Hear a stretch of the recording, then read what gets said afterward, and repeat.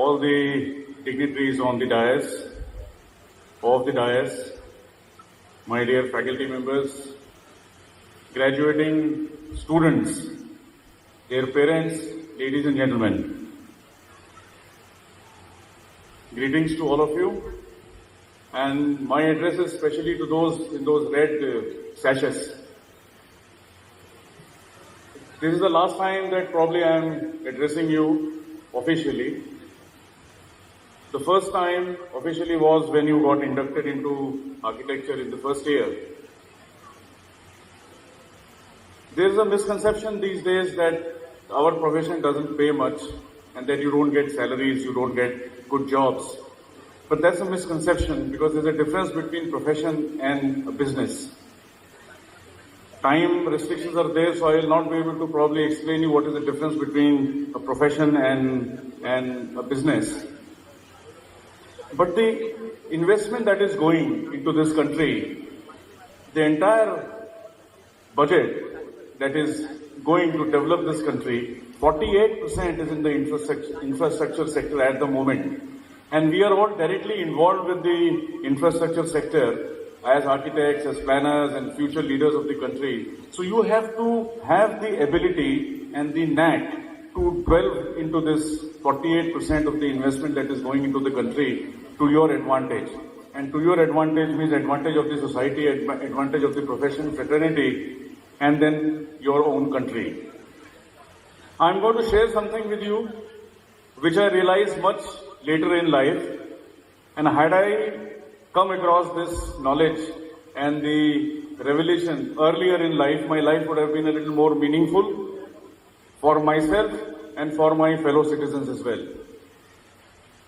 Honorable Prime Minister has given us a target of making our country Viksit Bharat 2047, and that's a very potentially divine field wherein you all, as future architects of the country, can delve into and reap the benefits of that target of 2047, Viksit Bharat 2047. I have been involved in the whole process of developing the policy at the central government level. तो मुझे मालूम चला कि हम जो direction है हमारा, ये कोई प्रॉपर डायरेक्शन में नहीं जा रहे हैं. विकसित भारत का मतलब क्या है और what is the essence of विकसित भारत. तो विकसित का मतलब क्या है मुझे बताया गया कि विकसित का मतलब है जब एक कंट्री की इकोनॉमी $45 ट्रिलियन की हो जाएगी, तो $25 ट्रिलियन की हो जाएगी, तो आपकी country developed nation, your country will be called a developed nation. I was wondering कि the kind of resources that have been taken away by the British amounts to about $45 trillion today. तो हम क्या इसके मापदंड पे अपनी country का developed status देखेंगे? Is it only economy? Is it only the number of dollars or trillion dollars that we will have the country as developed? So we thought कि इसको क्या करना चाहिए. तो विकसित का मतलब तो आप समझ गए कि हमको $25 ट्रिलियन की इकोनॉमी पे पहुंचना है 23 साल में, और आज हमारी इकोनॉमी 3.5 to 4 ट्रिलियन डॉलर्स की है अप्रोक्सीमेटली, और तो we are the third largest economy in the world. And then Bharat का क्या मतलब है? आपको कितने लोगों को भारत का मतलब मालूम है? भारत का मतलब कितने लोगों को मालूम होगा? हम जय भारत, जय भारत माता की जय वगैरह बोलते हैं, पर भारत का मतलब कितने लोगों को मालूम है? ये एक संस्कृत वर्ड है, Bharatam. Bha means one who is always in light, one who constantly remains in light, and Ratam who stays in that light, who stays in that state of enlightenment. Constant enlightenment is one who is Bharatiya, and one country which lives by this principle is Bharat. So ये भारत का fundamental मतलब है जो हमने समझना है, जो हम सब भूल गए हैं. और भारतीयता का कॉन्सेप्ट क्या है? The concept of Bharat is dependent on spirituality, that the entire universe is our family, वसुदेव कुटुंबकम हम जिसको कहते हैं. It's a divine existence, what we call Paramatma, and everything that happens in this Srishti, in this universe, is a part of that Paramatma. सो भारतीयता के belief क्या है? आपने सुना होगा सनातन. सनातन को आजकल मिसयूज किया जा रहा है, Sanatan, dharma and Bharat. These are 3 independent terms, Bharat, Sanatan and dharma, and but they are interdependent. Bharat cannot be Sanatan, Sanatan cannot be Bharat, and so on, and they are all interdependent. Since the concept and philosophy of Bharat is based on this spirituality and this spiritual concept, it is Sanatan. Sanatan का मतलब है eternal, जिसका ना कोई अनादि ना अनंत, ना अनादि है ना अनंत है, no beginning and no end, and that is why it is the supreme Paramatma that we talk of, the atma, that divinity that we all talk of, and that is what is Bharat, and that is why it is Sanatan, and this can be achieved only through dharma. Now very briefly मैं आपको समझाऊंगा कि भारत के क्या fundamental principles क्या हैं, हमारी जो हमारे वेदास हैं, हमारा जो ग्रंथ हैं, उसमें भारत का मतलब क्या है. एक शॉर्ट में आपको बताऊंगा मैं. ये सब यंग जो ग्रेजुएट कर रहे हैं आप लोगों के लिए बहुत इंपॉर्टेंट चीज है समझने के लिए. First is truth is one, that God is one, that divinity की हम जो बात कर रहे हैं, दैट परमात्मा की हम जो बात कर रहे हैं, that God is one. And second is there is unity in this diversity and we need to celebrate this diversity. That Paramatma, that divinity that we are talking of, that soul that we are talking of, जिसका हम सब हिस्सा हैं, जड़ चेतन, whether it is living, non-living, झाड़ फूल पत्ती चिड़िया जानवर मनुष्य, सब उस आत्मा का एक हिस्सा है. एंड कबीरदास जी कहते हैं कि कबीरा कुआं एक है पानी भरे अनेक, कबीरा कुआं एक है पानी भरे अनेक, भांडे ही में भेद है पानी सब में एक. जब हम कुएं से पानी भरते हैं तो उसमें जो बाल्टी होती है, जो बर्तन होता है, वो अलग अलग है, जैसे हम सब अलग अलग हैं, हमारा रिप्रेजेंटेशन अलग अलग है, पर उसकी जो आत्मा है अंदर में वो सेम आत्मा है. पानी जैसे सब कुएं का पानी एक ही है. So this is the celebration that we need to have, the sensitivity and approach that we need to have of all existence in this srishti. And the third is that every potential soul that walks on this earth और is existence on this earth is divine, and the aim of that soul is moksha. Because हम वो परमात्मा से आए हैं, वो आत्मा से आए हैं, हमको उसमें वापस जाके मिलना है through birth, rebirth and birth. So ये जो मोक्ष की प्राप्ति है, ये हर सोल का ये एम है. And last is that this to achieve this moksha और इनेट डिविनिटी, सब रास्ते जो भी कोई फॉलो करे ना फॉलो करे वो सही है. Nothing is wrong. हम हिंदू मुसलमान सिख ईसाई कोई भी आप धर्म फॉलो कर लो, हमको ये मोक्ष की प्राप्ति करनी है और वो रास्ते, हर रास्ता सही है, कोई रास्ता गलत नहीं है. ये फंडामेंटल 4 प्रिंसिपल्स हैं भारत के, भारतीयता के. इसीलिए हम कहते हैं वासुदेव कुटुंबकम. बातें सस्टेनेबिलिटी की, ग्रीन बिल्डिंग्स की, एनवायरमेंट फ्रेंडली की यहीं से शुरू होती है. वो मैं समझा नहीं पाऊंगा, समय की सीमा है. और ये अचीव कैसे होगा? ये अचीव होगा धर्म से. अब ये धर्म का मतलब हिंदू मुस्लिम सिख ईसाई नहीं है. धर्म का मतलब हमने बहुत नैरो टर्म्स में देख लिया. धर्म का मतलब है to give back to society what society has given to you. आप जैसे अपने परिवारजनों की टेक केयर करते हैं, you take care of your family, your loved ones, you have to take care of the society, you have to take care of your country. तो राष्ट्र का जो कल्पना है उसमें you have to take care of the country, and that is your dharma. धर्म is not being a Hindu और being a Muslim. And the second concept is Abhyudaya and Nihshreyasa. Now what is Abhyudaya? Abhyudaya is material prosperity. Material to balance material prosperity with salvation. Nishreyas is salvation. Abhyudaya and Nishreyas is the second defining definition of dharma. So अगर हम ये 2 definition को समझने की कोशिश करेंगे तो हम भारतीयता के कॉन्सेप्ट को समझेंगे और उसके हिसाब से हम अपने आप को विकसित कर पाएंगे, अपने भारत को विकसित कर पाएंगे. ये थोड़ा फिलोसॉफिकल थॉट प्रोसेस है, रिलीजियस डिस्कोर्स है नहीं. तो आपको ये बात समझनी है, अपने आप में इम्बाइब करना है. Then only you will be able to be a developed nation very soon. Now ये धर्म कैसे निभाया जाएगा, मैं आपको बहुत छोटे छोटे एग्जाम्पल देता हूँ, 3-4 एग्जाम्पल दूंगा. आप सबको, आपने राम राम तो कहा है, राम नाम भी सुना हुआ है आपने. तो जो धर्म है that starts from Maryada Purushottam Ram. That establishment of dharma starts from Ram and ends in Ram. So उनके बारे में बताना, उनके कदमों पे चलना, उनके पद चिन्हों पर चलना आसान नहीं है. एक छोटी सी कविता याद आ रही है, अगर बाबूजी परमिशन देंगे तो, कि धन्य हो जाऊंगा मैं ये नाम समझ आ जाए तो, कितनी दिक्कत होगी पता है राम समझ आ जाए तो. राम राम तो कह लोगे पर राम का दुख भी सहना होगा और मर्यादा में रहना होगा. और मर्यादा में रहना मतलब कुछ खास नहीं कर जाना है, बस त्याग को गले लगाना है. और त्याग को गले लगाना है और अहंकार चलाना है. अब अपने राम लला की खातिर इतना ना कर पाओगे, शबरी का झूठा खाओगे तो पुरुषोत्तम कहलाओगे. और काम क्रोध के भीतर रहकर तुमको ये सब करना होगा, और बुद्ध भी जिसकी छांव में बैठे वैसा पीपल बनना होगा. और बनना होगा ये सब प्यारे, वो भी शून्य में रहकर प्यारे.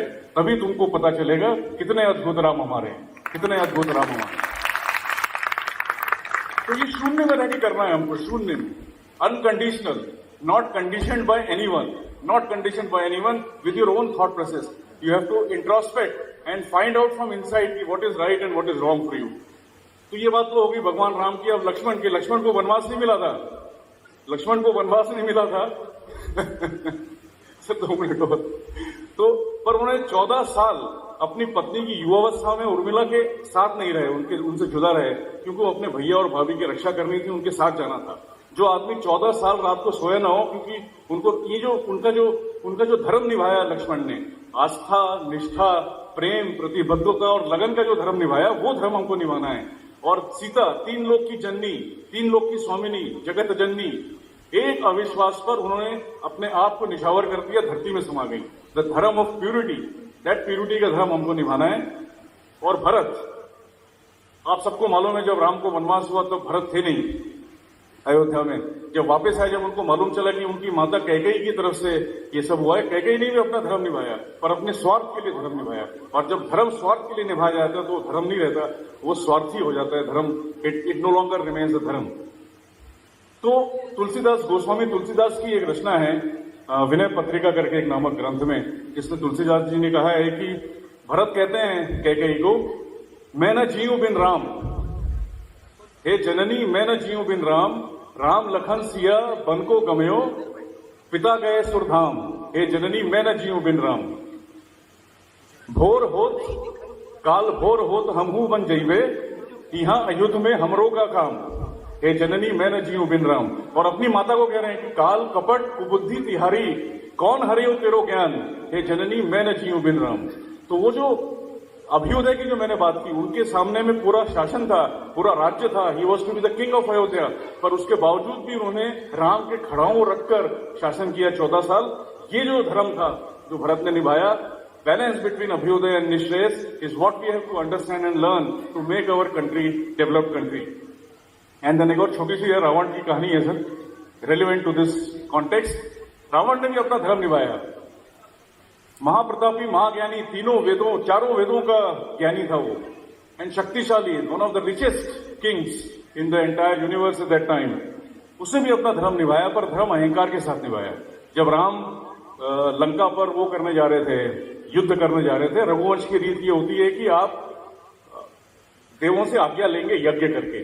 तो उन्होंने ऋषि जांबुवंत से कहा कि आप एक ऐसा पुरोहित लेके आइए जो कि वैष्णव हो और साथ साथ में शिव भक्त भी हो। तो जांबुवंत जी ने कहा इस जंगल में तो कोई नहीं मिलेगा, द क्लोजेस्ट इज रावण। तो कहना आप रावण के पास जाइए। अब रावण का अहंकार देखिए, जब जांबुवंत वहां गए उन्होंने एक्सेप्ट कर लिया, उसको अपनी शक्ति पर, अपने पावर पर इतना भरोसा था कि वो भी हारने वाला नहीं है, उसकी विजय होने वाली है, उसने वो एक्सेप्ट कर लिया।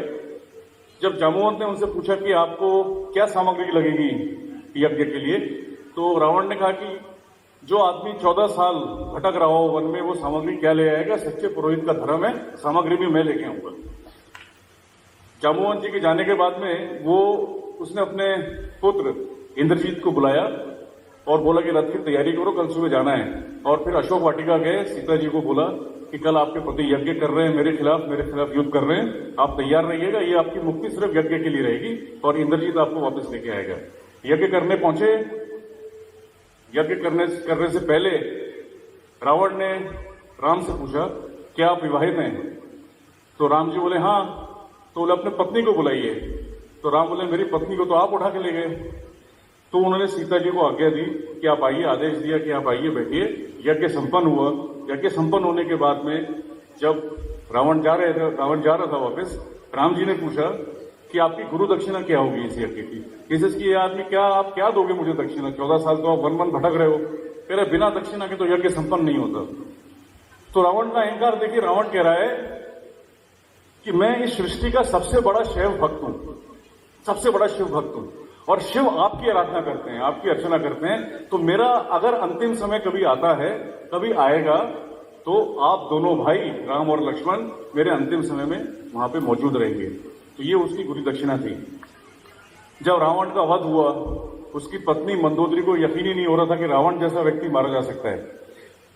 तो वो आई वहां पे, उसने पूछा रावण को किसने मारा? राम थोड़ी दूर बैठे हुए थे, रोते हुए, आंखों में आंसू थे। उन्हें क्षमा मांगी मंदोदरी से कि रावण जैसे व्यक्ति का अंत हुआ इस धरती से। तो मंदोदरी ने पूछा कि आपने रावण को मारा? राम को पूछा कि आपने रावण को मारा? राम का उत्तर सुनिए कि रावण को मैंने नहीं मारा, रावण के अहंकार ने रावण को मारा। तो रावण को अपने ज्ञान का, अपनी शक्ति का अहंकार था और राम को अपने अहंकार का ज्ञान था। ये बहुत इंपॉर्टेंट समझना आपको कि आपको धर्म कैसे निभाना है। आपके ज्ञान का अहंकार अगर आप रखोगे तो धर्म नहीं रहेगा, and it will never help you progress in life, it will never help you go places in life. So that is something that we need to learn. आपने सुना होगा सतयुग के बारे में। सतयुग में देव और दानव, सुर और असुर अलग अलग लोक में रहते थे। फिर त्रेता युग में एक ही लोक पे आ गए, राम और रावण। और द्वापर युग में एक ही परिवार में आ गए, कौरव और पांडव। और कलयुग में हम जहां रह रहे हैं, देव और दानव हमारे अंदर ही रहते हैं, हमारे अंदर है। राम और रावण हमारे अंदर है। हमको देखना है कि राम को जगाना है कि रावण को जगाना है। तो ये आप सब लोगों ने, यंग लोगों ने सोचना है कि हमारे अंदर किसको जगाना है और किसको करना है। और हमारे टीचर्स, फैकल्टी के लिए एक और धर्म निभाना है आपने। आपका जो धर्म है अपने बच्चों के लिए, अपने स्टूडेंट्स के प्रति, कबीरदास जी ने कहा है, सब धरती कागज करूं लेखनी सब बन रहा है। सब धरती कागज करूं लेखनी सब बन रहा है, 7 समुद्र की मसी करूं फिर भी गुरु गुण लिखा ना जाए। कि अगर मैं सारी धरती को कागज कर लूंगा, सारे वन जितने भी उसकी लेखनी बनाऊंगा और समुद्र की स्याही डालूंगा, तब भी गुरु गुण कंप्लीट नहीं होगा लिखने के लिए। तो आप अपना धर्म निभाना है आपने, अपने प्रति, अपने जॉब के प्रति, इंस्टीट्यूशन के प्रति और अपने बच्चों के प्रति। सो ये धर्म हम सब ने निभाना है। और ये सब पॉसिबल नहीं होगा अगर विमेन एम्पावरमेंट नहीं होगा, स्त्री सशक्तिकरण नहीं होगा। स्त्री सशक्तिकरण तभी होगा जब हमारी राष्ट्र की स्त्री पावरफुल बनेगी, equal to male. Because no society, no country can progress without the empowerment of women. इसमें जयशंकर प्रसाद जी की कविता है, बाबूजी अगर इजाजत दें तो आखिरी 2 मिनट और। जयशंकर प्रसाद की कविता है नारी शक्ति पे, हमने स्कूल में पढ़ी थी। क्या कहती हो ठहरो नारी, संकल्प अश्रु जल से अपने, तुम दान कर चुकी कितने ही जीवन के सुंदर से सपने। नारी तुम केवल श्रद्धा हो और विश्वास रजत नक पक्तल में, पीयूष स्रोत सी बहा करो जीवन के सुंदर समतल में। देवों की विजय दानवों की हारों का होता युद्ध रहा, संघर्ष सदा और अंतर में जीवित रहने विरुद्ध रहा। आंसुओं से भीगे अंचल पर मन का सब कुछ रखना होगा, तुमको अपनी स्मित रेखा से यह संधि पत्र लिखना होगा, यह संधि पत्र लिखना होगा। स्मित रेखा में destiny, you have to make your own destiny. इसका मतलब नहीं समझाऊंगा, काफी टाइम लगेगा, आप नेट पे ढूंढ लीजिएगा। 60% of women architects in the country do nothing about their careers. The percentage of women architects in the country is at the moment 45, 2023 statistics. But in the next 5 years, the percentage is going to be 65%. And imagine if 65% का 60% कुछ नहीं करेगा, तो क्या मतलब contribution रहेगा आपका? तो all the beautiful women sitting here in the red sashes, I take a promise from you that you will contribute equally in the development of the nation and our fraternity and our profession. And you come forward. So आप ये सब बातें अगर आप समझने की कोशिश करेंगे, इस पर रिफ्लेक्ट करिए, तो you will be able to make your country progressive, make your society progressive, and then ultimately make yourself progressive. तो मैं आपके अंत में सफल, समृद्ध, सुखमय और एक हैप्पी जीवन की मनोकामना करता हूं, आपको आशीर्वाद देता हूं और आप सबको हृदय से शुभकामनाएं देता हूं। एक बात और याद रखना कि we are taking an oath, taking ceremony today. Our honorable chief guest will admit the oath. But if you don't follow this dharma that I am talking of, if you don't follow what I have just told, we will ask you to take the oath again. I hope you have understood what I mean to say. You still have 3 months to go. Don't take it easy. अगली बार फिर से oath दिलाएंगे अगर आप अपना धर्म नहीं निभाएंगे तो। Thank you so much. जय भारत, जय हिंद। Thank you.